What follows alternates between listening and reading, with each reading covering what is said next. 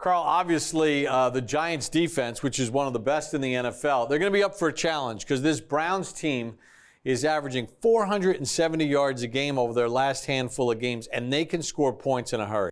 Well, they score points in a hurry, but let's not disguise this as a high-powered offense. They are a powerful offense that plays at a high level. They run the football as well as they pass it. So up front, it's important that the gap responsibility and gap control, because if they don't, Nick Chubb will find an opening, and he's hard to bring down. Week 15 above the numbers, the Cleveland Browns coming into town. And for my selection of who needs to play above the numbers this week, I'm going with Andrew Thomas. Obviously, it's going to be a challenge going up against Myles Garrett, who uses those long arm stabs but also makes inside pass rushing moves as well. It's going to come down to Andrew Thomas bending at the knees and at the ankles and being strong with his inside arm and inside leg and maintaining inside leverage, because for those inside moves, what's the first thing to grab? That inside arm and the power leg of that inside leg. Last but not least, when you give him a one-way go, you can always ride the bull and run him by the quarterback. I never thought I'd say this as a receiver, but I love hearing you talk offensive tackle work, man. But yes, Andrew Thomas has to show that athleticism. He has to show that he can keep Myles Garrett at bay and not let him get to the quarterback as much as possible. We all know Myles Garrett is an athlete. He's going to make plays. He's going to be the guy to do those things. But you want to limit his plays, his big playmaking ability. And with that being said, I'm going right to the other side. There we go. I'm going with Cam Fleming. Obviously, he's going to be going up against Olivier Vernon, who had a huge game on Monday night. But obviously, Cam has to understand exactly how it is to go against Olivier, do his research, do his work in the film room so that he understands those keys. In every game, as you know, Dil, there's keys, there's tendencies, there's things that he does with his hand, things that you can pick up on as a young player that can help you and be advantageous to you to win the ball game and win your one-on-one matchup, which you know is the name of the game as an offensive lineman. The key for staying up against Olivier Vernon, staying inside out, and you know that he's not going to bull rush you. He's not going to try to collapse the pocket. He's going to pick a side and pick an edge to get those pressures and to get the quarterback off of the spot. So I like your pick there with Cam Fleming. Obviously, it's an offensive line you got your notes in your pocket, Dil? That was pretty good. And last but not least, the player we need to keep below the numbers is Baker Mayfield. Yeah, Baker Mayfield had a huge game on Monday. He's been playing really well towards the latter part of this football season, really getting those guys in command, understanding where his receivers are, leading that offense. But he still has those plays where he can give the ball over, turn the ball over to the other team, kind of make a bad decision. So when those things happen, the Giants secondary has to pick up on those things, create turnovers, and create big plays so the offense has favorable down and distances and favorable field position for us to be advantageous in this game. You need to collapse the pocket around Baker Mayfield. That's something that showed up in this last game up against the Ravens. That's where you see those balls sail across the middle because he doesn't get his back foot planted to drive on the football. And if you watch the Baltimore game, a lot of batted balls at their line of scrimmage as well. Listen, they hang their hat on their run game. They are third in the NFL as far as rushing offense, and this is a team that gets it done on the ground. Well, they get it done because they've got two excellent running backs, but this guy here, Nick Chubb, is a workhorse. And if you are not gap sound, when I talk about gap sound, you've got to be in your gaps because he could show up in it. And when he shows up in it, it's going to take a group effort. Let's take a look here. Quick jump cut. Here's a guy who got washed out of his gap, and here's a running lane that he goes through. And he's low center of gravity, hard to bring down. So he's got good vision, good explosiveness, and power. 881 yards rushing for Nick Chubb. That's fifth best in the NFL, and he's missed 4 games. So we saw his vision, we saw his quickness, and his ability to make people miss. Now we're going to show his power. I'll just say this. When you tackle Nick Chubb or attempt, it's got to be a group effort, and you better pack a lunch because he's not going down easy. Let's just take a look here. Just basic goal line run here, power inside run. He gets behind his blockers.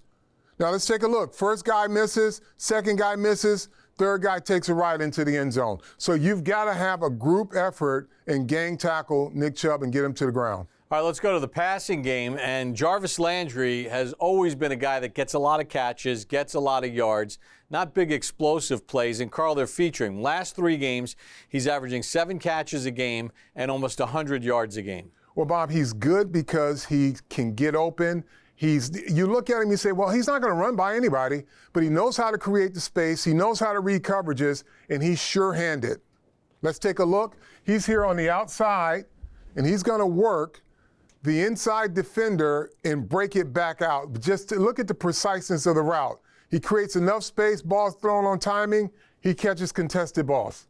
Let's go to the other side of the ball now because they've got a couple of talented pass rushers, former New York Giant Olivier Vernon and the first-round draft pick Myles Garrett. Olivier Vernon has just about everything in his toolbox, but the one thing that he does better than anyone else, he just outworks you. It's not always a fancy pass rush. You'll just see him just keep working to the quarterback here, and this is just blue-collar pass rush here. Just pushes, finds the quarterback with a guy on him. Yeah, Olivier Vernon with 7 sacks so far on the season for the Cleveland Browns. All right, what else about their ability to get pressure? Well, the guy here, Myles Garrett, he's the guy you've got to pay attention to because he is big, he's powerful, he's fast, and he's got great hands. Here, he lines up wide. The tackle has no shot right here. He lines up wide. You've got to go meet him. Now, they got 2 guys out wide, but just watch Garrett. He just dips, comes around, gets to the quarterback, and he's relentless when he gets there. All right, the Giants facing back-to-back #1 overall picks. Kyler Murray last week, Baker Mayfield this week. Who is the bigger challenge? Carl? Well, if they don't get Baker Mayfield contained, then it will have been double trouble because their loss to Arizona is behind them and they have to focus on Mayfield. Well, it would have been Kyler Murray because he can run around and he has all the speed and get around the field and everything. But Baker Mayfield has a better running game. So Baker will be the biggest problem.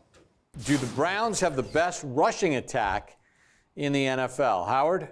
Absolutely. They got 2 great backs that are able to run the ball. They're very dynamic. They're big guys. They're able to take on blocks. They make yards after contact. These guys are the 2 best tandem backs in the league.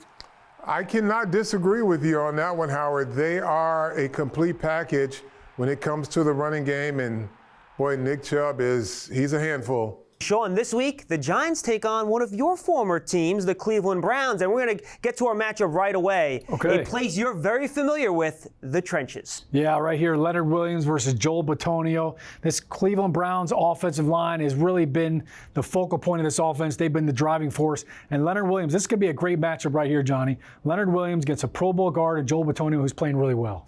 And this is going to be a team effort because Leonard Williams will line up all across that line, but Bitonio's not their only excellent interior defensive lineman. No, they have a bunch of good offensive linemen inside. J.C. Treader at center, Wyatt Teller at right guard is playing phenomenally. He's probably going to go to a Pro Bowl this year as well. And then on the outside, Jedrick Wells, their first-round pick at left tackle, Jack Conklin at right tackle, their big free agent prize. They've done a great job in pass protection, John, but it's all because of the run game. So for Leonard Williams, his matchup and his mindset is, I've got to stop the run first. I can't worry about getting the quarterback yet because they do a great job with the play action stuff. So eliminate the run game. That has been their teeth offensively. If you can cut that out, now you earn the right to rush the passer. Bitonio, a 2-time Pro Bowler, and it's that outside zone scheme that they brought over from Minnesota that Dalvin Cook had so much success with, that they've had a lot of success in Cleveland. So for Leonard Williams and the Giants, what's the key to slowing down that type of run scheme? Yeah, great question, John. As an offensive line, one of the things we want to do if we're running the outside zone, we have to capture the 3 technique. What's the 3 technique? The 3 technique is the defensive tackle lining up on the outside shoulder of the guard. If you can reach that guy with your guard, you don't need any help from the tackle, you can run outside zone all day long. So Leonard Williams, he's going to have to keep his outside shoulder free. He can't let the guard reach him on a run block, all right? That is how you get outside on the perimeter, the outside zone plays. And then if you can do that, then it allows Blake Martinez to flow. The running back's going to have to cut back into the pursuit. Carl, let's talk a little bit about Baker Mayfield. He is playing outstanding football over the last couple of weeks. Only 1 interception. He had that one on Monday night, but he's being much more careful with the football, and he's got subtle movement. Not like Kyler Murray that we saw last week, but enough movement to cause the defense problems. He's got great pocket intuition, Bob. He's got great instincts. But here's the thing about Baker Mayfield. He's playing with a high level of confidence, and his confidence is really showing in the types of plays that he feels that he can make. And he showed that leading his team down the field in that game against Baltimore late. It's time to go rapid fire as to who we're looking at this week. And David, number one is going to be Dalvin Tomlinson. Now, this is a guy who has helped hold opponents under 4 yards a carry, top 10 rush defense in the NFL. He's the man in the middle. He most certainly has to be the man in the middle. Zone schemes, gap schemes, double teams. They're going to throw a lot at this defensive line, and they got to make sure that they hold up and force the football into Baker Mayfield's hands by stopping Nick Chubb and Kareem Hunt. Now, you know the Browns want to stop this wide receiver tandem of Slayton and Shepard. Slayton, 81% of his catches have gone for first downs this year. Second best among wide receivers in the NFL with more than 30 catches. They're going to have some opportunities in this game, and they're going to have to come up with some clean catches. But more importantly, Sterling Shepard is going to have to be a part of the run game. And the reason why I say that, those little quick slants, those can be an extension of the run game to get those extra yards and make sure you're in third and manageable. Player number 3, rookie linebacker Carter Coughlin, 7th-round draft pick out of Minnesota. This is a guy whose uncle, whose father, and whose grandfather all played for the Gophers before he got here. This guy's got football in his blood. He most certainly does, and his contributions on the defense can't go unnoticed. Extra effort, flying to the football. They're going to have to corral Baker Mayfield and make sure that they get those extra hits and hopefully get some forced fumbles against him, because that's something that showed up in his career. Well, you're in your second year with the Giants after a trade from the Browns, and now you get to play Cleveland. Some guys, when they play their former team, get very hyped up. Other guys downplay it. Which type are you? I don't know yet. It's still early in the week. This is a big game regardless of it being my former team, but, I'm not going to lie and say that doesn't add to it. But, I know I have a job to do. I know the guys around me have a job to do, and, I know they're going to come in here ready to compete. So, I can't really answer that question yet, but, as it gets closer towards the game, I'm sure I'll find out what kind of guy I am. I've never experienced this before, playing my former team. So, well, back in high school, but, that's a whole different different experience. Yeah, no doubt about that. Well, everybody says defenses have to stop the run first, but that's really true with Cleveland. They run the ball 51% of the time, third most in the NFL. So what do you have to do to shut down Hunt and Chubb? First of all, you got to have great gap integrity. You have to be sound tacklers in space, and you have to chase, man. You have to press the front side, squeeze the back side, man, and make these guys patter their feet, man. They, like you said, they're one of the best run teams in the league, if not the best, and they have 2 capable backs, really 3. That O-line is probably the best O-line we've seen to date. And, we know it's a challenge. It's an AFC North opponent. They're going to come in here and try to be physical, run the ball, play solid defense. So, we know the challenge that we're up against, and, we're looking forward to taking it head on. Baker Mayfield's been a very inconsistent quarterback over his first few years in the league. You were a teammate of his back in 2018. What do you see in terms of his growth that you'll be able to, try to defend on Sunday?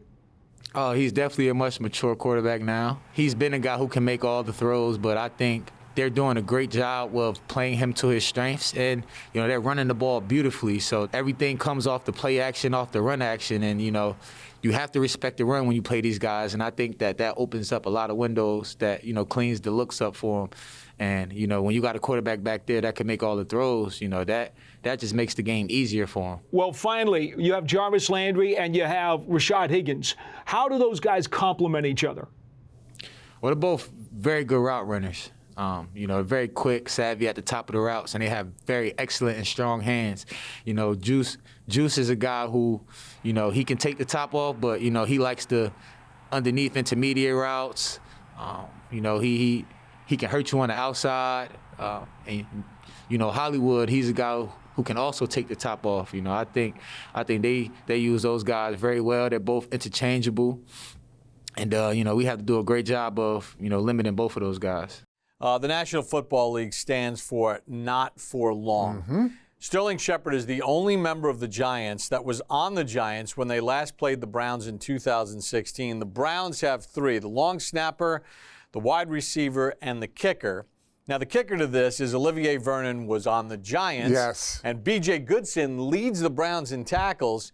he was on the Giants, but it really goes to show you the turnover in this league. Well, the turnover in this league, and think about this, Sterling Shepard is under 30 years old, and he is the long-standing from his draft class. Yeah, so the Giants are going to need some big efforts from the lone survivor, Sterling Shepard, this week. All right, 6-7.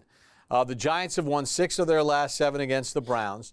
They've won 2 in a row against Cleveland, but because it's out of conference, and as that first thing we showed you, the turnover in rosters, those streaks really don't matter, do they? No, they really don't. I mean, it's just for the record books when people look back and say, oh, they won against Cleveland so many times.